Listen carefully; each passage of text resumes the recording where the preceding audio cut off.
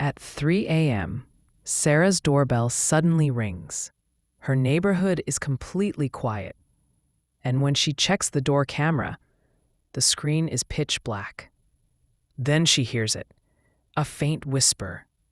"Please, help me." She calls the police, but they tell her the same thing. "Ma'am, it's probably just a camera glitch." 5 minutes later, the doorbell rings again.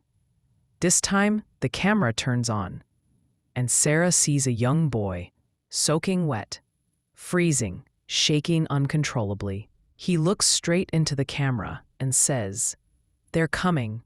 Please open the door." Panicking, Sarah runs to unlock it, but when she opens the door, the boy is gone. Only a single wet footprint is left on the floor. The police run the description, and what they find is terrifying. The same boy went missing 7 years ago, in her neighborhood, last seen at 3 a.m. And the water from the footprint, it was lake water, from the same lake where the boy's body was never found.